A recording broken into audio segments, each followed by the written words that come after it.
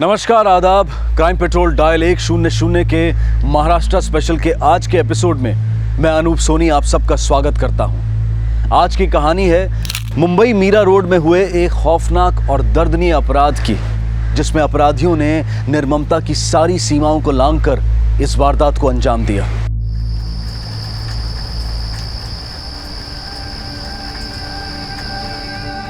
शमा, अरमान, चलो फटाफट दूध पी लो, सुबह फिर स्कूल जाना है, सो जाना है। हम घर बनाते हैं ताकि हम अपने परिवार के साथ एक छत के नीचे खुश रह सकें, महफूज रह सकें। लेकिन क्या हम वाकई अपने घरों में महफूज हैं? कहते हैं कि अतिथि देव के समान होता है, लेकिन अगर देव ही दानव बन जाए तो?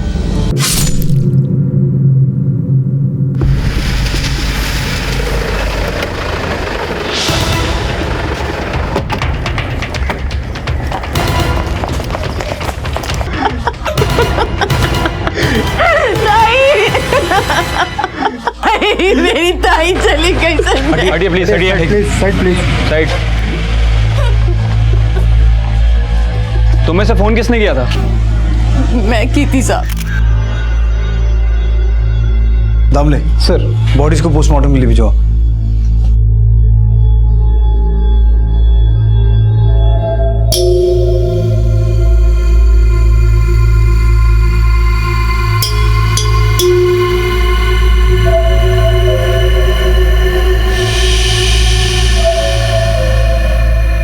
पत्थर से इसे खोलने की कोशिश की गई है। सर, रॉबरी का केस हो सकता है। सर, विक्टिम्स का नाम अरमान, शमा और बबीता है। ये दोनों ही बच्चे अपनी नानी के साथ यहाँ रहते थे। और सर, इनके ऊपर वाले माले पे इनके भाड़ोत्री। आज सुबह जब बबीता की बहन ममता आई तो उसने दरवाजा बंद देखा, तो उसने अपने पास रखी डुप्लीकेट चाबी का यूज किया, जो हमेशा उसी के पास रहती है। दामले सर,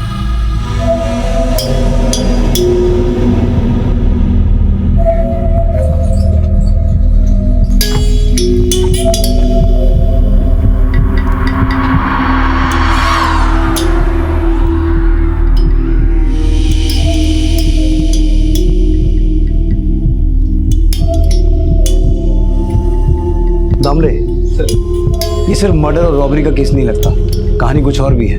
मुझे लगता है कल बबीता और बच्चों के अलावा कोई और भी था यहाँ, जिसे बबीता जानती थी और उसने खुद उन्हें यहाँ आने दिया, क्योंकि फोर्स एंट्री का कोई साइन नहीं है।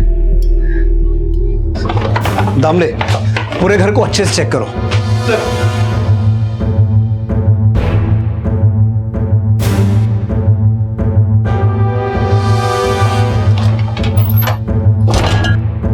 सर, ये देखिए सर, या तो बार खोल के रखा है।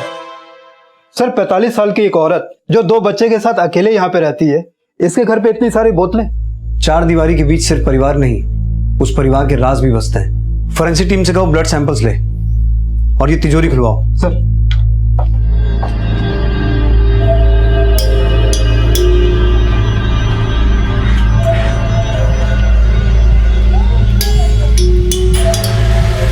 शिरके, बबीता की बहन ममता को बुलाओ। सर, ये दरवाजा तो पहले से ही खुला था साहब। तो तुम यहाँ से क्यों नहीं आई? वो डुप्लीकेट चाबी रहता है ना मेरे पास। हमेशा अपने साथ रखती हो? हाँ साहब, मेरे बटुए में रहती है हमेशा। ये कौन है? मेरा लड़का है साहब, संजय। ठीक है, तुम दोनों बाहर रुको।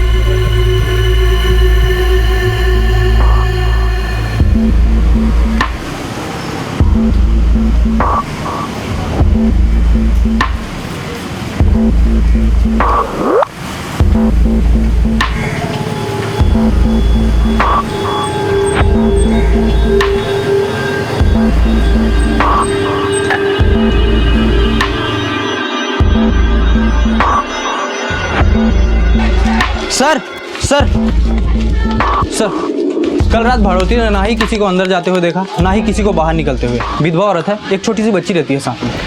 साहब, वो शमा और अरमान बबीता ताई की बेटी अफसाना के बच्चे थे साहब। अफसाना 7 साल पहले ही गुजर गई। बच्चों का बाप? आफाक। जब तक अफसाना के साथ था यहीं रहता था साहब। अफसाना के गुजरने के बाद दूसरी शादी कर ली उसने। तब से मेरी बबीता ताई बच्चों को संभाल रही थी साहब। ये अफाक अभी कहाँ रहता है? यही पास ही में रहता है साहब। मच्छी बेचने का धंधा है उसका। अपने बच्चों से मिलने तो आता होगा। नहीं साहब, बबीता ताई उसको अंदर नहीं घुसने देती थी। क्यों? बबीता ताई जान छिड़कती थी शमा और अरमान पे। वो नहीं चाहती थी साहब कि अफाक बच्चों से कोई भी रिश्ता रखे। तुम्हारी ताई के पास इतनी शराब कहाँ से आई? मालूम नहीं साहब। तुम्हारी बबीता ताई का किसी के साथ कोई चक्कर वक्कर था? अरे नहीं साहब, ऐसा कुछ नहीं था। सर, एक पड़ोसी ने किसी बिस्मिल को सुबह पीछे वाले दरवाजे से बाहर निकलते देखा है। यहीं पास में ही उसकी खोली है।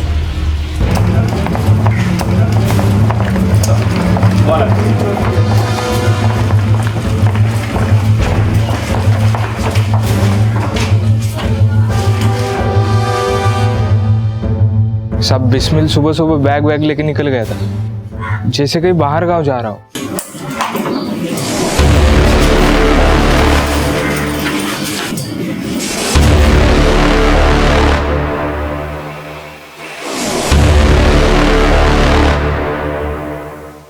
गांव कहाँ है उसका? साहब वो तो यही कहा है। दामले सर, रेलवे स्टेशन, बस अड्डे, हर जगह पता करो इस बिस्मिल का। मुझे हर हालत में बिस्मिल चाहिए, फास्ट। सर, ये बिस्मिल और बबीता में क्या कनेक्शन था? साहब बिस्मिल बबीता ताई के लिए वसूली करता था। वसूली? हाँ। कैसी वसूली? बबीता ताई सूद पे पैसे देती थी और बिस्मिल ताई का फंटर है।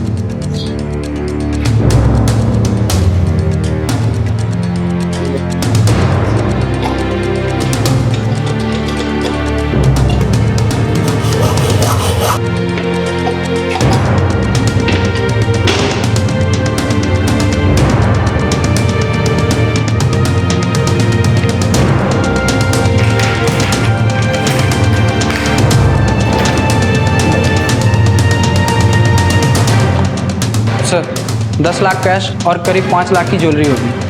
सर, बबीता ने अपनी नाती और नातिन के नाम 10-10 लाख रुपए की एफडी भी करवा रखी थी।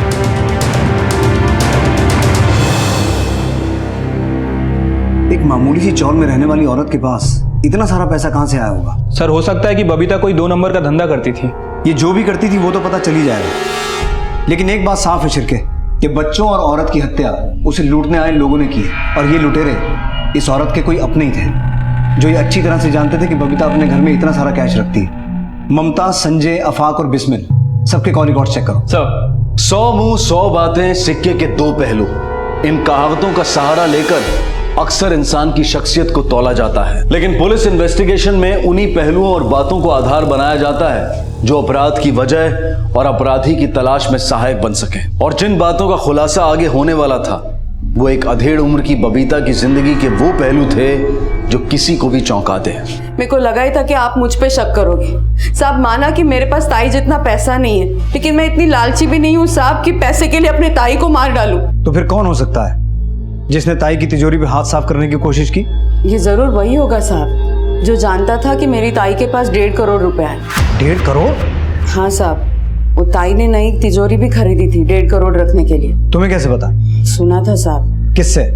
आस पड़ोस से। ये सुन के मैं ताई को मिलने भी गई थी साहब। मैं तेरे को 5 लाख दे सकती है बस। बिस्मिल से तो 10 का बात हुआ था। 5 लाख मांगता है तो बोल। चलेगा ताई। और हाँ, सूद 10 रुपए सैकड़ा। याद रखना, बबीता 2 चीज कभी नहीं भूलती, गुजरा हुआ कल और आने वाला सूद। मेरे से कोई लफड़ा नहीं होगा। लफड़ा किसी को करने ही नहीं देती मैं। चल ले। अच्छा बैठ।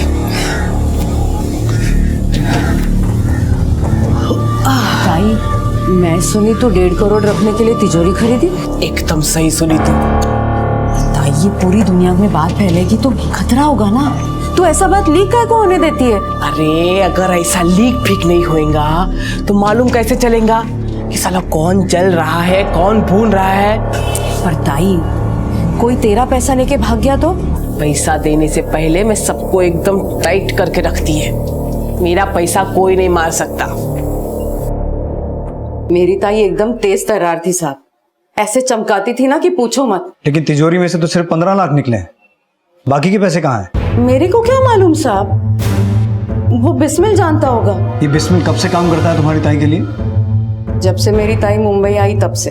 तुम्हारी ताई एक छोटे से गांव से मुंबई आई, यहाँ कि उसने इतना पैसा कमाया कि दो खोली, फ्लैट खरीदा, पैसा सूद पे चढ़ाने लगी। कोई 2 नंबर का धंधा तो नहीं करती थी? साहब वो बार बाला थी साहब।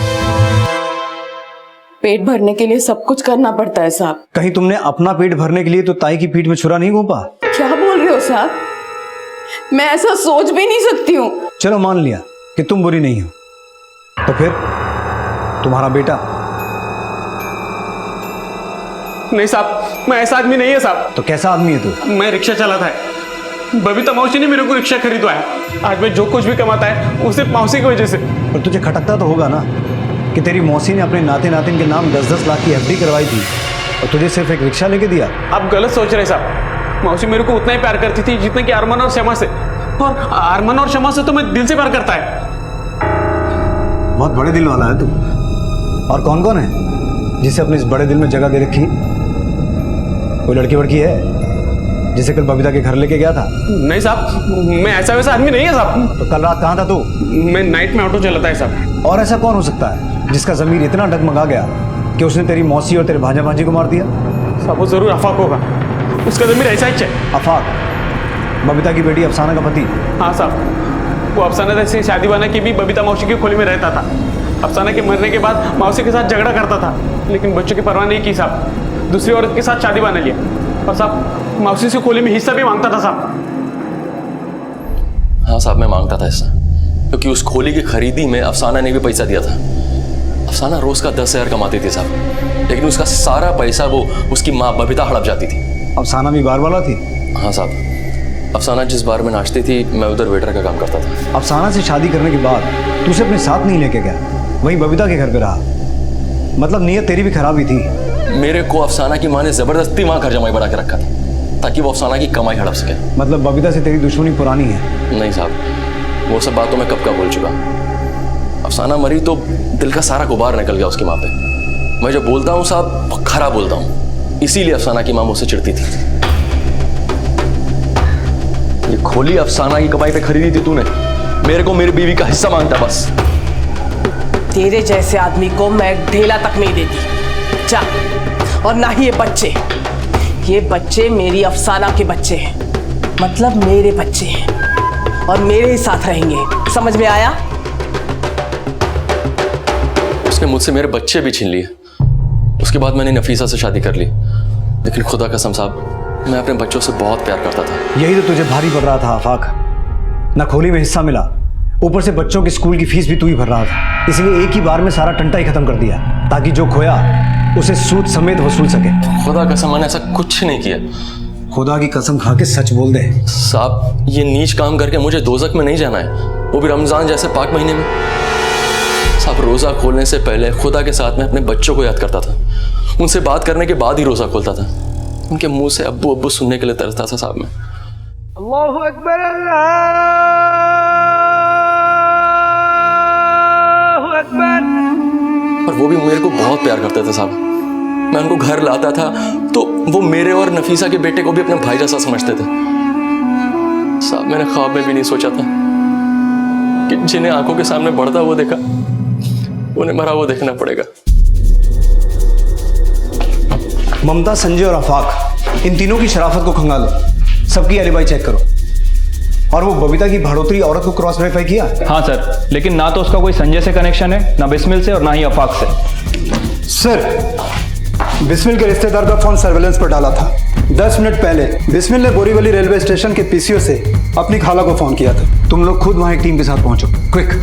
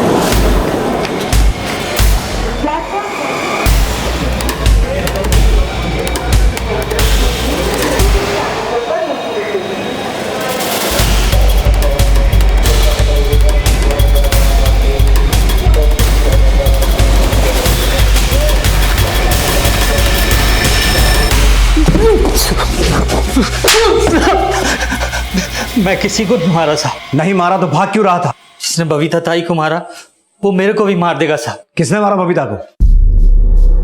बिस्मिल, चक्री मत घुमा, नहीं तो उल्टा लटका के दूंगा तुझे। घुमा नहीं रहा साहब, ताई के लेन देन का हिसाब रखता हूँ मैं। कौन कितना लेता है, किसको कितना मांगता है, सूद भी मैं ही वसूल करता था। लेकिन तुझे तेरा सूद नहीं मिला, इसलिए बबीता को टपका दिया, बच्चों समेत। नहीं साहब, ऐसा नहीं। तो फिर कैसा है? और क्या क्या धंधा करता था बबीता के लिए? ताई एक ही धंधा करती थी साहब, बस। घर में इतनी शराब कहाँ से आई? ताई शराब बेचती थी, लेट नाइट, ड्राई डे। किसी को भी शराब की जरूरत पड़ती वो सीधा ताई के पास आता। बबीता का तुझसे या किसी और से कोई चक्कर था? किसी से कोई चक्कर नहीं था। वो मेरे को तो अपना छोटे भाई जैसा मानती थी, और तो और साहब मेरे जैसे लुक्के को नौकरी दी वो। लेकिन उसे हमेशा अफसोस रहा कि वो अपनी बेटी को बार डांसर बनने से नहीं रोक पाई। बिस्मिल, अफसाना की रूह मेरे को कोसती होगी ना? आप ऐसा क्यों सोचती हैं ताई? वो जानती थी कि आप उससे बहुत प्यार करती हैं। मैं अगर चाहती तो अफसाना को वो सब कभी नहीं करने देती जो मैंने किया, लेकिन मैं हार गई।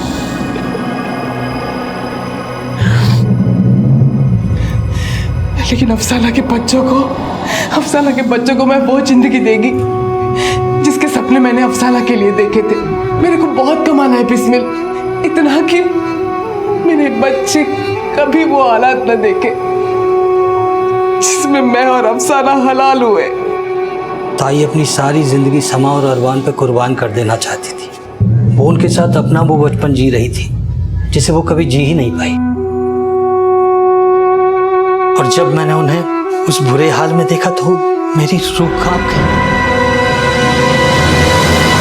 बबीता के पास 1.5 करोड़ रुपया था, लेकिन तिजोरी में से निकला सिर्फ 15 लाख। बाकी कहाँ है? ताई के पास इतना पैसा नहीं था, वो बस हवा फैला के रखती थी कि उसके पास बहुत पैसा है। सर, बबीता, अरमान और शमा की पोस्टमार्टम रिपोर्ट आ गई है। मर्डर्स 2:30 बजे से 3 बजे के बीच में हुए हैं। तीनों ही बॉडी पे 36 घाव हैं। और सर, इन्हें बड़ी बेरहमी से चाकू घोप घोप के मारा गया है। और सर, मर्डर स्पॉट पे हमें इन तीनों के अलावा एक चौथा ब्लड सैंपल भी मिला है। पता करवाओ, ये चौथा ब्लड सैंपल ममताज, संजय, आफाक या बिस्मिल का तो नहीं? सर, एक के बाद एक बबीता के अतीत के पन्ने खुल रहे थे और सामने आ रहे थे कुछ ऐसे राज जिन्हें सुनकर कोई भी हैरान हो सकता है। बबीता एक बार डांसर थी और ब्याज पर पैसा उधार देने वाली साहूकार भी, किराया वसूल करने वाली लैंडलॉर्ड भी थी और बिना लाइसेंस के शराब बेचने वाली एक औरत भी। लेकिन इन गलतियों का पूरा सच और भी ज्यादा हैरान कर देने वाला था। सर, आफाक, संजय, बिस्मिल और ममता, इनमें से किसी का भी ब्लड सैंपल उस चौथे ब्लड सैंपल से मैच नहीं करता। लेकिन सर, बबीता के कॉल रिकॉर्ड से एक नया नंबर सामने आया है जो हमेशा बबीता के टच में रहा है। हत्या वाली रात तकरीबन 11:30 बजे इस नंबर से बबीता को कॉल भी आया था। और सर, इस नंबर की लोकेशन बबीता के घर से मैच भी होती है। लेकिन उसी रात 12 बजे से नंबर बंद है। किसका नंबर है ये? सर, किसी शबनम खान का। मैं उसकी कॉल डिटेल चेक करवा रहा हूँ। सर, संजय की एलिबाई चेक करने के लिए ऑटो स्टैंड गया था। वो उस रात नाइट ड्यूटी पर था, लेकिन एक और इन्फॉर्मेशन हाथ लगी है। कैसी इन्फॉर्मेशन? सर, उस रात तकरीबन 11:15 बजे 2 ऑटो इसके स्टैंड पे आया था।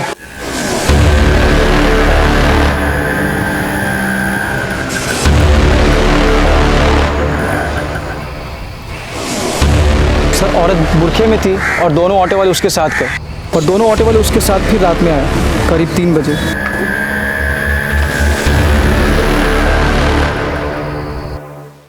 अभी भी ऑटो वहीं पे है।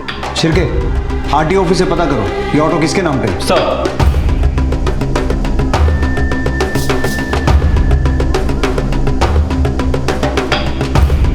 सर, वो ऑटो किसी भास्कर कदम के नाम से रजिस्टर्ड है। किसी फिरोज शेख नाम के आदमी को वो ये ऑटो किराए पे चलाने के लिए देता था। और उसी रात से फिरोज का फोन भी बंद आ रहा है। और उसी रात से वो अपनी दहीसर वाली खोली में भी नहीं पहुंचा। सहारनपुर का रहने वाला है और 1 साल पहले ही मुंबई आया। ये उसका फोटो।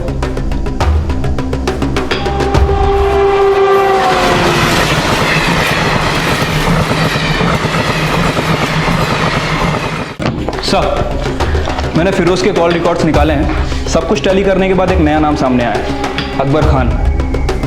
कौन है अकबर खान? शबनम का पति। सर, ये वही शबनम है जिसने आखिरी बार बबीता को कॉल किया था। गोरेगांव की एक चौल में अपने पति और बच्चे के साथ रहती है, बट अभी वहाँ पे ताला है। तो तुम ये कहना चाहते हो कि उस रात ऑटो स्टैंड पर फिरोज के साथ अकबर और शबनम भी थे। हाँ सर, फिरोज और अकबर ये दोनों लगातार एक दूसरे से कांटेक्ट में थे।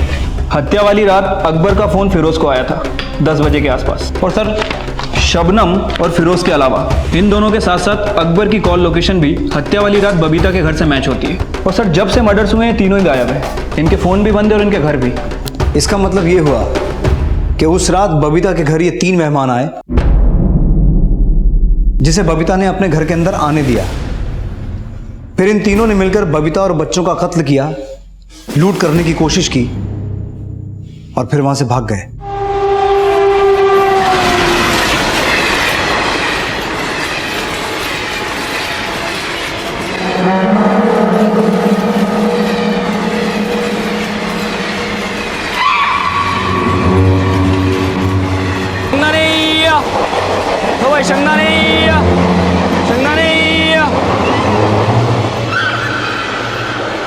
अरे भाई, इनका बहुत खून बह रहा है। अगला स्टेशन वलसाड है, वहाँ उतर के इनका इलाज करा लो।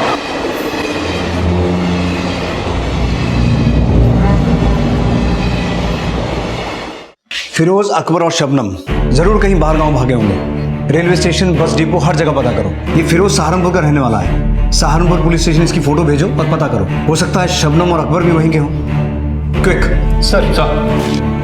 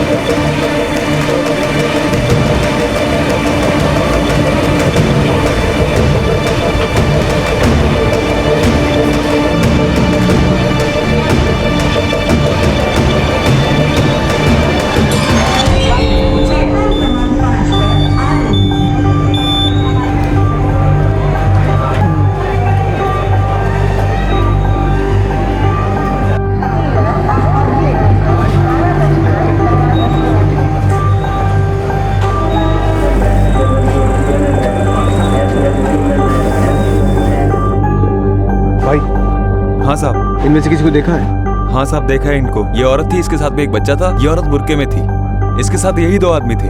एक के हाथ में चोट लगी थी। ये लोग किसी ट्रेन में चढ़े थे? गुजरात एक्सप्रेस में बैठे थे सर।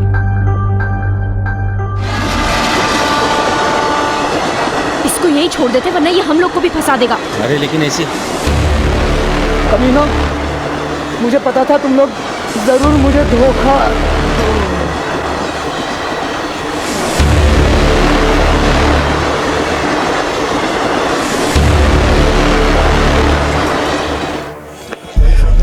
सर, बोरीवली के टीटी ने उन्हें देखा नहीं है। गुजरात एक्सप्रेस के टीटी को कांटेक्ट किया, कुछ हासिल नहीं हुआ और गाड़ी के फेरे वाले सवेरे से पहले मिलने से रहे।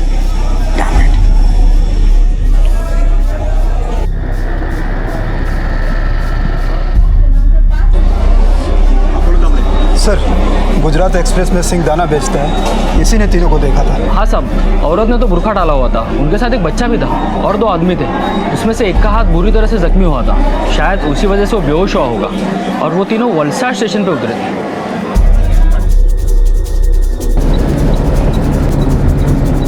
जैसा कि उस सिंह दाने वाले ने बताया था, एक आदमी के हाथ में चोट लगी थी और वो बेहोश हो गया था और उसे लेकर वो दोनों वलसाड स्टेशन उतर गए। मुझे लगता है उसे लेकर वलसाड स्टेशन के आसपास के किसी हॉस्पिटल या नर्सिंग होम में गए होंगे। हमें वलसाड़ पहुंचते ही सबसे पहले स्टेशन के आसपास के हॉस्पिटल और नर्सिंग होम में चेक करना होगा।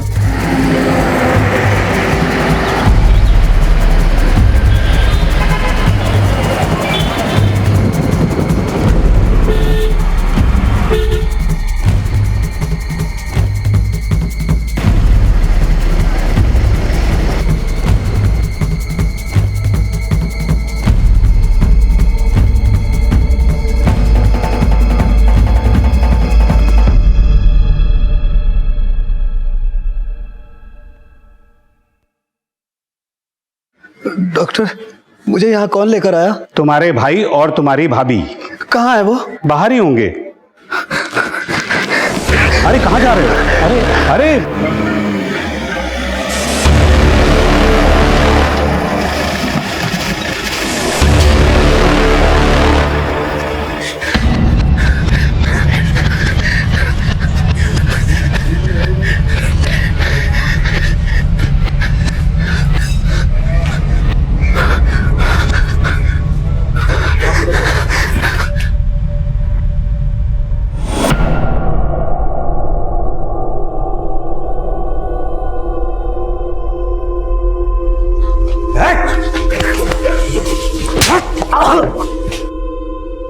चिंता छिड़के बाकी दोनों को ढूंढो।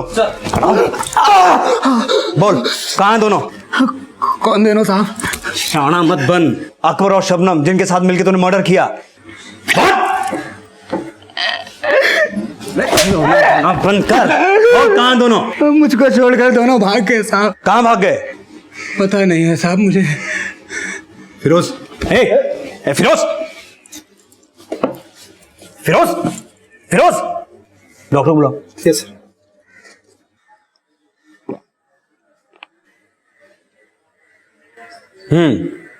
अब हिम्मत है बोलने की? मैं बहुत बड़े सपने लेकर आया था बम्बई। बड़ा तो कुछ हुआ नहीं, बस एक मामूली सा रिक्शा वाला बनकर रह गया।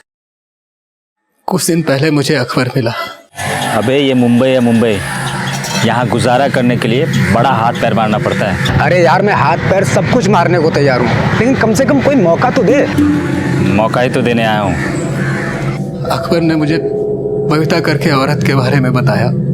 उसने बोला उसके यहाँ 1.5 करोड़ रुपए हैं, उसे लूटेंगे और 50 लाख मेरे हो जाएंगे। ये अकबर बबीता को कैसे जानता था? वो नहीं जानता था, उसकी बीवी शबनम जानती थी। और उस रात शबनम ही हम दोनों को बबीता के घर पे लेकर गई। सो जा। Good night. Good night.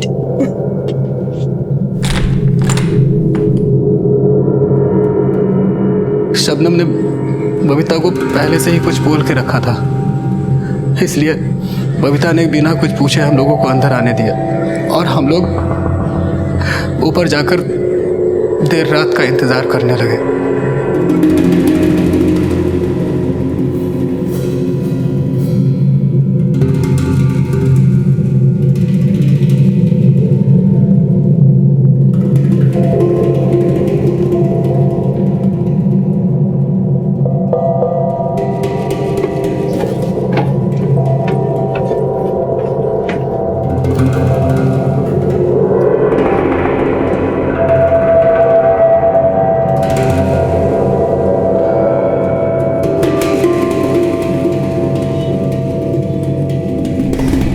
मुझे नहीं मालूम था कि घर में बच्चे भी रहते हैं। अकबर ने बच्चों को मारा और मैंने उनको बचाने की कोशिश की तो मेरा हाथ।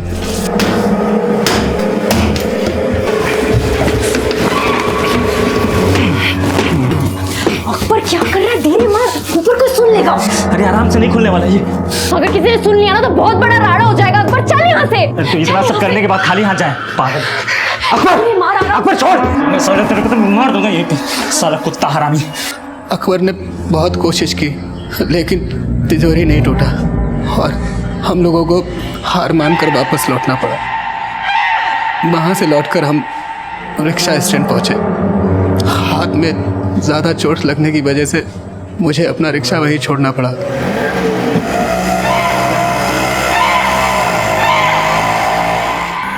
और फिर हम अकबर और शबनम की खोली के पास आए।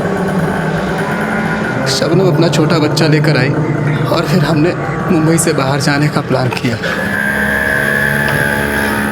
लेकिन वो दोनों कमीने मुझे अकेला छोड़कर चले। अकबर और शबनम गए कहाँ होंगे? शबनम अजमेर की है। हम लोगों का अजमेर जाने का प्लान था। वलसाड़ पुलिस को बस अड्डे भेजो, हम रेलवे स्टेशन चलते हैं। उन्हें हर हालत में दर्द पहुंचना है।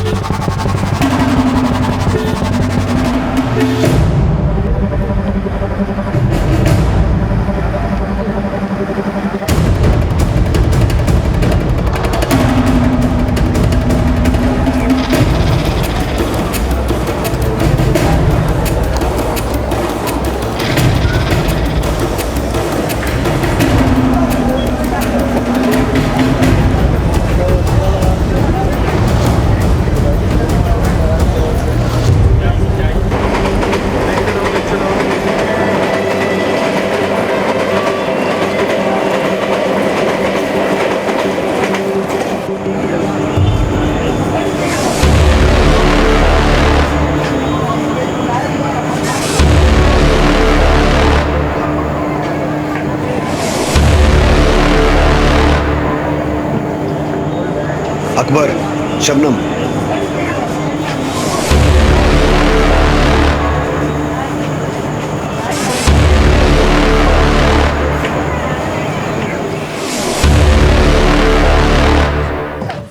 बोल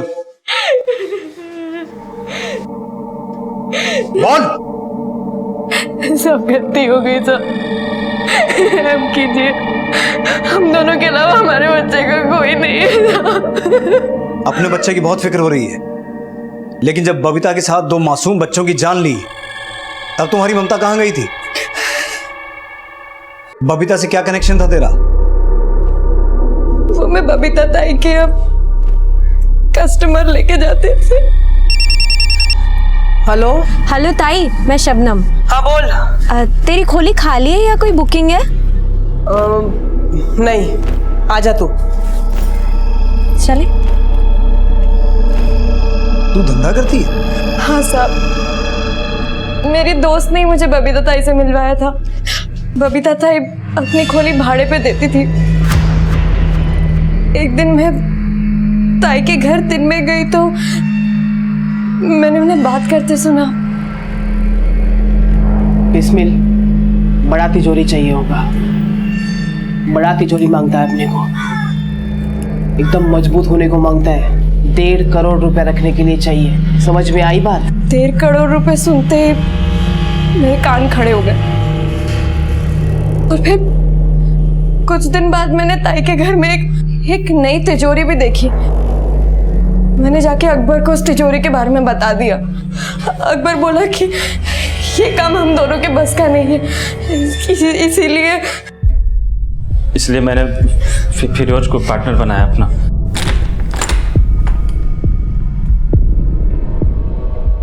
और शबनम हम दोनों को वहाँ कस्टमर बना के ले गई।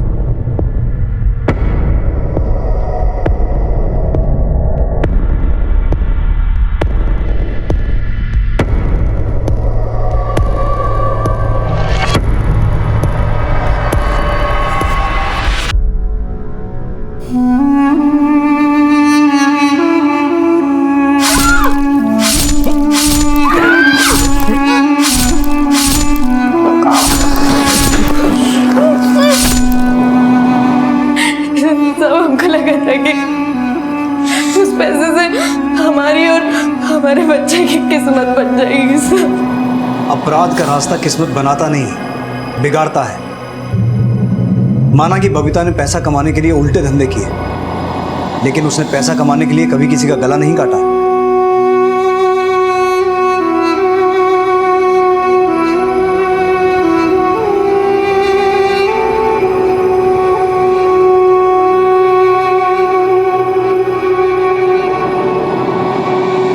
बबीता की ख्वाहिशें जरूरत से ज्यादा थी और इन्हीं चाहतों ने उससे गैर कानूनी काम भी करवाए, और उसकी यही ख्वाहिशें उसकी और उसके परिवार की मौत का कारण भी बनी। फिरोज, अकबर और शबनम भी इन्हीं ख्वाहिशों का शिकार बन गए और एक आम इंसान से अपराधियों में तब्दील हो गए। पैसा हम सब की जरूरत है, लेकिन जरूरत से ज्यादा पैसे की चाहत इंसान से अपराध करवा सकती है। इन तीनों को जो सबक मिला उससे हमें ये सीख लेनी चाहिए कि इससे पहले कि हमारी ख्वाहिशें हम पर हावी हो जाएं, हमें खुद उन पर काबू पा लेना चाहिए। अब मैं अनूप सोनी आपसे विदा लेता हूं, फिर मुलाकात होगी अगले एपिसोड में और खुलासा करेंगे एक और जुर्म का। तब तक अपना और अपने परिवार का ख्याल रखें और देखते रहें क्राइम पेट्रोल डायल 100। सबक एक को, सीख हम सबको। जय Hind. If you want to enjoy more Desi crime content like this, please subscribe to our channel and click the bell icon. Stay connected with us.